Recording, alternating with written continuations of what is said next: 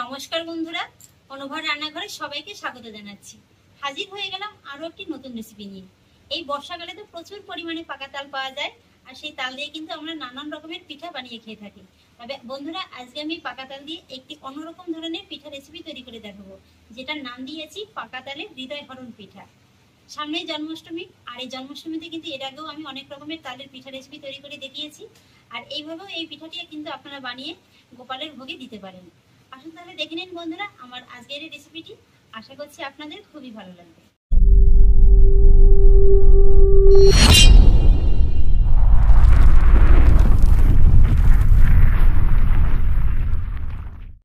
বন্ধুরা, আজকের এই রেসিপিটির জন্য আমি গ্যাসে পরে একটি কড়াই বসিয়ে দিয়েছি, আর কড়াইতে দিয়ে দেবো এই বাটিটা মেপে 1 বাটি তালের পাল্প। আপনারা আপনাদের সুবিধা অনুযায়ী যে কোনো বাটি কিংবা কাপ মেপে কিন্তু এই রেসিপিটা করতে পারেন। আর সেই সঙ্গে দিয়ে দেবো একই বাটির হাফ বাটি তরল দুধ। আমি এখানে দুধ দিয়ে করছি, আপনারা চাইলে কিন্তু এখানে নর্মাল জল দিয়েও রেসিপিটা করতে পারেন।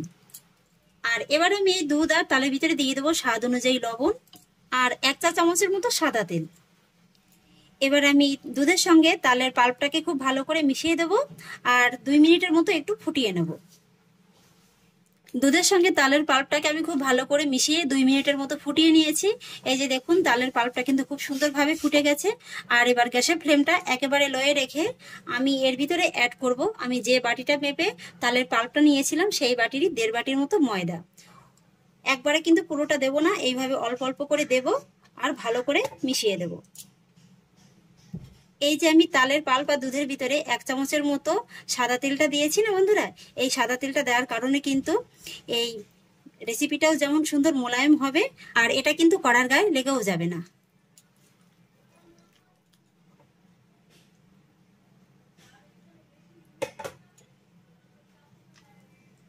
পুরো ময়দাটা আমি দিয়ে দিয়েছি। আর এবার দেখুন, আমি একটি কাঠের খুন্তি নিয়েছি, এটার সাহায্যে মেশাতে খুবই সুবিধা হবে।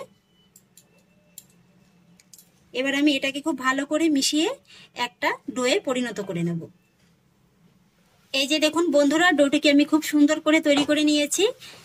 আর ডোটি তৈরি হয়েছে কিভাবে বুঝবেন, এই যে দেখুন কড়ার গাটা কিন্তু খুব সুন্দরভাবে ছেড়ে দিয়েছে, আর দেখুন কড়ার গা কিন্তু একদমই লেগে নেই। এবার আমি গ্যাসের ফ্লেমটাকে অফ করে দেবো। পুরোটা আমি ডোটি নেব, সেই পাত্রেতে দিয়ে দেবো সামান্য একটু সাদা তেল। তেলটাকে ভালো করে লাগিয়ে দেব। এইভাবে একটু সাদা তেল কিংবা ঘি অবশ্যই লাগিয়ে নেবেন, তাহলে আর ডোটি এই পাত্রের গায়ে লেগে যাবে না।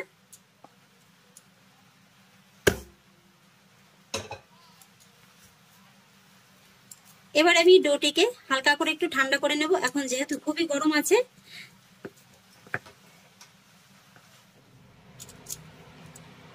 ডোটি হালকা একটু ঠান্ডা করে নিয়েছি। আর এই ডোটিকে কিন্তু বন্ধুরা খুব বেশি একেবারে ঠান্ডা করে নিতে যাবেন না, তাহলে আবার মাখার সময় অসুবিধা হবে। এবার আমি এই ডোটিকে হাত দিয়ে খুব ভালো করে একবার মেখে নেব। ডোটিকে আমি খুব সুন্দর মসৃণ করে মেখে নিয়েছি। আর এবার আমি ডো থেকে ছোট ছোট করে লেচি কেটে নেব।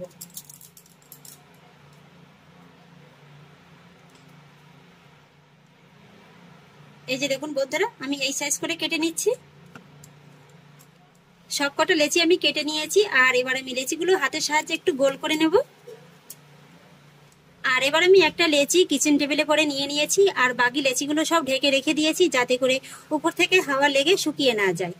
আর এবার আমি লেচিগুলোর উপর থেকে এইভাবে একটু ময়দা ছড়িয়ে দেব।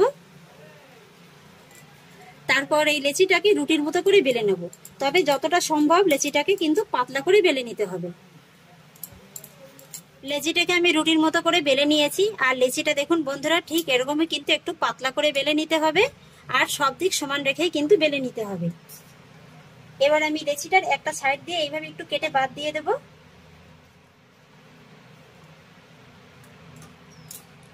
তারপরে 1/2 ইঞ্চি সমান ধরে এইভাবে ভাঁজ করে আবারও এইভাবে উল্টো করে ভাঁজ করে দিতে হবে। এই যে দেখুন, একটু খেয়াল করে দেখলেই কিন্তু খুবই সহজ মনে হবে।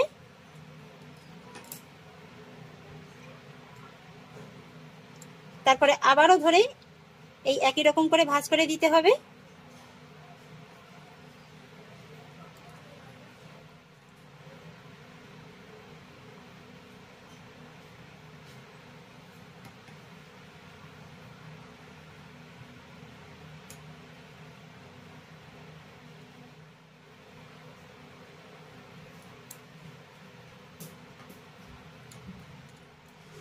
এই যে বাড়তি অংশটুকু আছে এটা কেটে বাদ দিয়ে দেব।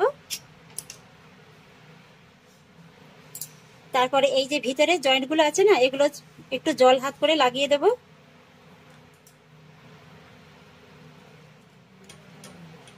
তারপরে এইভাবে একটু টেনে এই লেচিটাকে একটু লম্বা করে দিতে হবে। তারপরে এইভাবে ধরে দুটো মাথা একসঙ্গে জুড়ে দিতে হবে। তবে জুড়ে দেওয়ার আগেও কিন্তু একটু জল হাত করে দিতে হবে। তারপরে এই লেচিটার পিছন দিকটা ধরে এইভাবে একটা আঙুলের সাহায্যে এই যে দেখুন একটু চেপে হার্ট শেপটা দিয়ে দিতে হবে।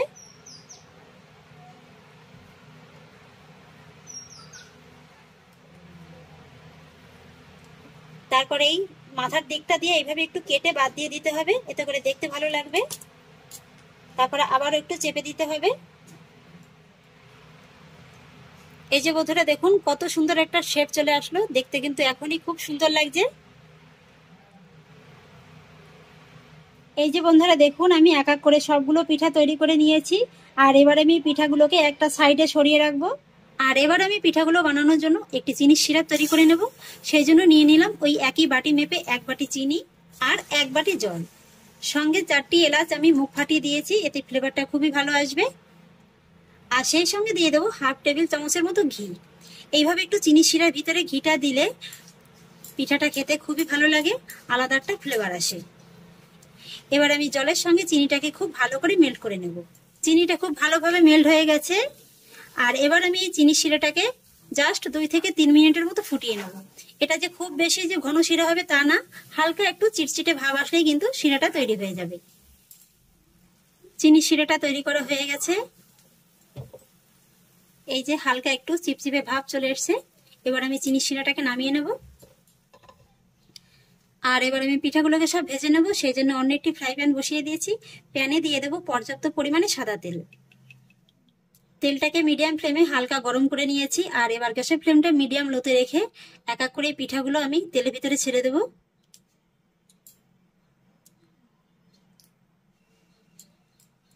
প্রথম ব্যাচে আমি বেশ কয়েকটি পিঠা দিয়ে দিয়েছি। আর এবার কিন্তু প্রথম অবস্থাতেই নাড়ানো যাবে না, এইভাবে 2 মিনিটের মতো অপেক্ষা করতে হবে। 2-3 মিনিট বাদে যখন একটা পাশে হালকা কালার চলে আসবে তখন এইভাবে একটু সাবধানে উল্টে দিতে হবে।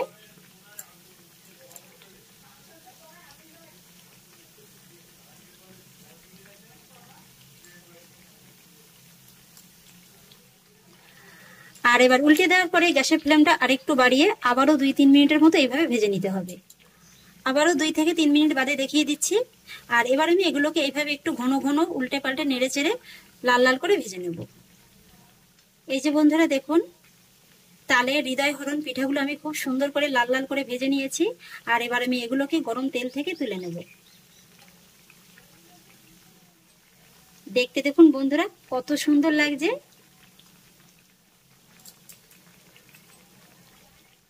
একই রকম ভাবে বাকি সব পিঠাগুলোকেও ভেজে নেব। একে একে আমার সমস্ত পিঠেগুলো ভাজা হয়ে গেছে। আর এবার আমি এই পিঠেগুলো গরম তেল থেকে তুলে নেব। পিঠাগুলো ভাজতে ভাজতে চিনির শিরাটা একটু ঠান্ডা হয়ে গেছিল, তাই চিনির শিরাটা হালকা একটু গরম করে নেব। পিঠাগুলো কিন্তু সবসময় চিনির শিরাটা হালকা গরম থাকা অবস্থায় দেবেন। চিনির শিরাটা হালকা গরম হয়ে গেছে, এবার গ্যাসের ফ্লেমটাকে অফ করে দেব। আর এবার এক এক করে এই হৃদয় হরণ পিঠাগুলো চিনির শিরার ভিতরে দিয়ে দেব।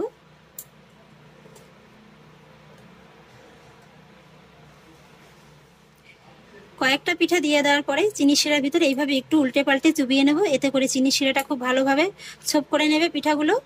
আর এই পিঠাগুলো খেতে এমনই টেস্টি বন্ধুরা না, এগুলো আপনারা গরম তেলে ভেজে শুধু মুখেও কিন্তু খেতে পারেন চিনি শিরাতে না চুবিয়ে। বাকি পিঠাগুলো একই রকম ভাবে দিয়ে দেবো। সব পিঠাগুলো আমি একই রকম ভাবে চিনির শিরার ভিতরে চুবিয়ে নিয়েছি। আর এবার আমি এই পিঠেগুলোকে 30 মিনিটের মতো ঢাকা চাপা দিয়ে রেস্টে রেখে দেবো। এই 30 মিনিটের ভিতরে পিঠাগুলো খুব সুন্দরভাবে চিনির শিরাটাকে ছোপ করে নেবে। তবে আপনারা যদি রসালো অথচ মচমচে পিঠা পছন্দ করেন তাহলে 10 মিনিটের মতো রেখে দিলেই হয়ে যাবে। তবে আজকে আমি পিঠাগুলো একটু রসালো করব, তাই 30 মিনিটের মতো রেখে দেবো। ফিরে এলাম 30 মিনিট বাদে। এবার ঢাকাটা তুলে নিচ্ছি।